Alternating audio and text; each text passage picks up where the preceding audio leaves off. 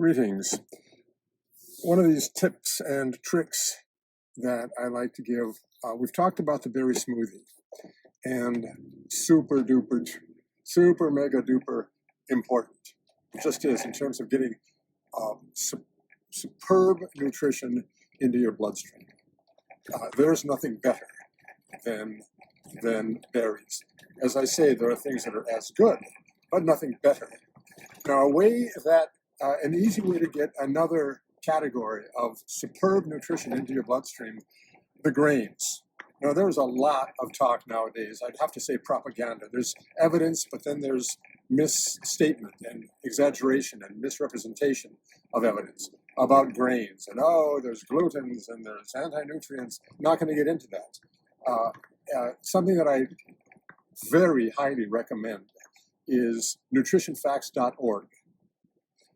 Michael Greger, he's a bouncy little doctor who spends his time aside from working with his patients, researching studies on nutrition. So I'm not going to present that here. I don't want to reproduce things that are not difficult to find. And he does his very quick videos that outline positions. So in terms of the absolutely powerful nutritional value of grains, I'm just going to state it as a fact, and you can check it out for yourself. If you've got meaningful, serious, legitimate gluten intolerance issues, okay, well then you have to be responsible. Most people don't have that issue. It's a fad nowadays, like vegan is a fad. I'm vegetarian. I've been vegetarian since the 70s, and no such term didn't exist. By which I mean, yeah, it did exist. Nobody had ever heard of it. It's the mid-'80s, you started to hear it. But to me, it's just don't use animal products of any sort. Well, that's vegetarian. And then there are loose vegetarians. They eat fish or they eat dairy. Fine. I don't know that I would call that vegetarian, but it's vegetarian-like. And I say this because vegan fad, it's a religion, it's a cult. I don't know if people last or not, but it takes a certain mindset to be that. And that's not my mindset. I'm much more pragmatic. There's an ethical component to my being vegetarian, but and it's ethics aren't that important. No, they're very important. But top of my list of ethics is being responsible to myself. And that's not being selfish. That's being there's a biological imperative that you preserve your genes. So one of the ways to preserve your genes is to get a broad variety of nutrients into your bloodstream. And there's a whole category that is included in grains. Now, I define grains, generally speaking, as a calorie delivery system. That's what it is. It's a seed, and most of a seed is a big packet of calories so that it can germinate and get the germ, the DNA, to express itself as a plant. So it's calories that are the bulk of it. That's okay. So you need calories. A way to actualize, to improve the grains, and I've not gotten specific yet, but you soak them. You soak them for 8 to 12 hours, depending on temperature, and you soak them. And you start to sprout them. Now, it's not just calories and, I won't say dead DNA, but inert. They're alive now. They're alive in a way that being in stasis is not alive.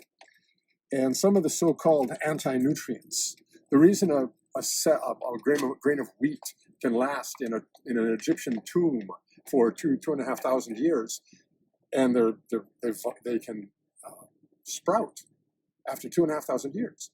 The way that can happen is there's a part of the DNA and it wants to grow, but there's another enzyme that says don't grow, don't respond. Now, the thing that turns this guy off, to say don't grow, it's an anti-nutrient. The thing that turns this off is water.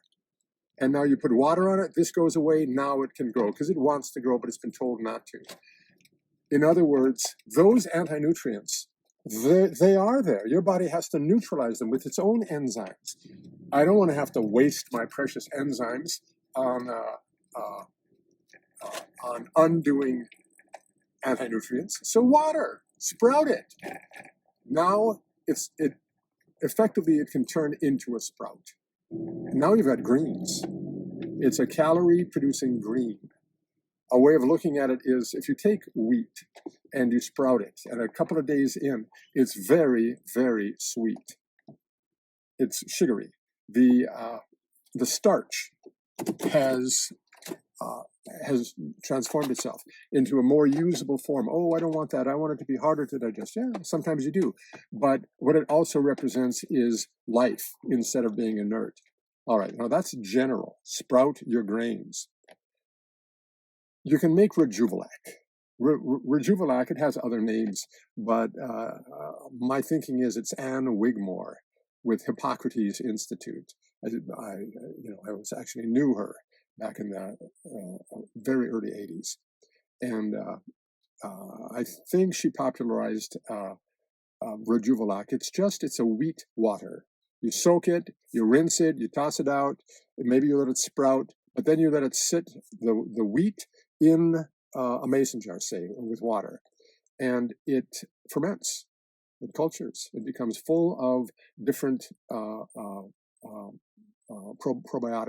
I think it's lactobacillic acid, and then you drink that. It's a little tangy. It's almost a little bit lemony. If you let it go too long, it's not so good anymore.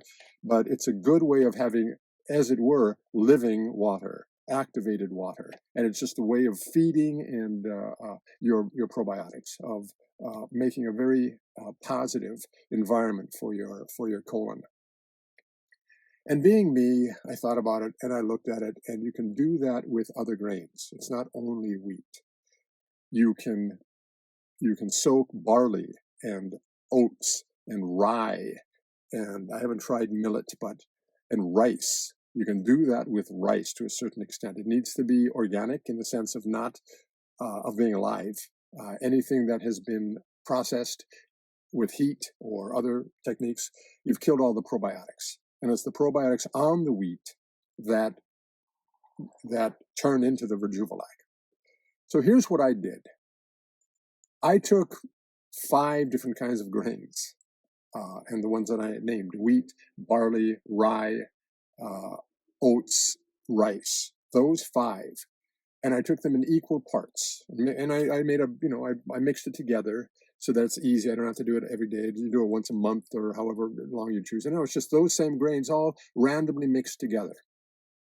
And I take a tablespoon of it and I put it in the water and I soak it for X number of hours. Call it 8 or 12. It doesn't really matter. I've played around with these numbers, and it's not about being super precise with this. Plants are highly they're vital. They can survive all kinds of conditions, generally speaking. Seeds.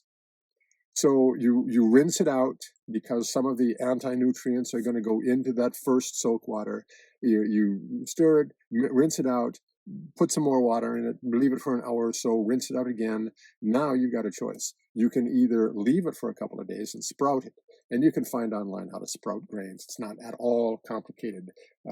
Getting the equipment, a mason jar and just a cloth with a rubber band.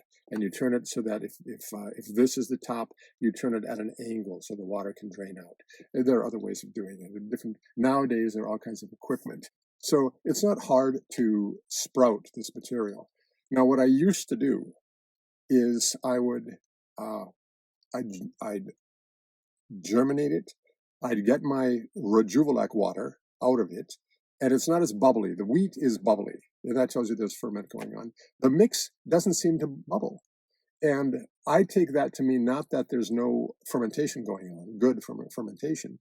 I take it to mean that there's a wider variety. That's my interpretation of this fact, that it doesn't bubble, send up little effervescence the way Rejuvelac does. I used to get the water and then throw out the wheat, the grain. And then I realized that, this is nutrition. And I'm not a big grain eater, but that represents different categories of nutrition that I was throwing out. And so what I do now is I'll get one batch of ferment water out of it. And that grain, depending on how much there is, I'll either take some of it and put a tablespoon in my smoothie, which is the whole point. Now I'm getting this in a pretty easy form. I've got the benefit of the probiotics, and the probiotics are in the grain itself too. They're on the surface of the grain. But I'm also using I'm using the water, and I'm getting the nutrients of the germinated grains. Even rice can sprout. I've done it. Depends what brand you buy. Organic is going to be the way to go. So that's a tip and trick about how to get the variety of grain into your system. Now, if you eat a lot of bread, then you don't necessarily need more wheat. If you eat a lot of rice, then you don't need to, except you sprouted it. And there's a way that it's not rice anymore. It's sprouted rice. It's a different thing. It's not just a seed, it's a germinated seed. The nutrition is different. Now, I'm a big believer in sprouts. I've done it for many, many years, off and on, because you get not out of the habit, but out of the system every once in a while. Sprouts are a whole different thing, a whole different category of nutrition, a super duper smart way to go. Yeah, I'll say this last thing. Peas, the kind of peas you buy at the store in the bag, and they're just dried peas. They sprout, they germinate.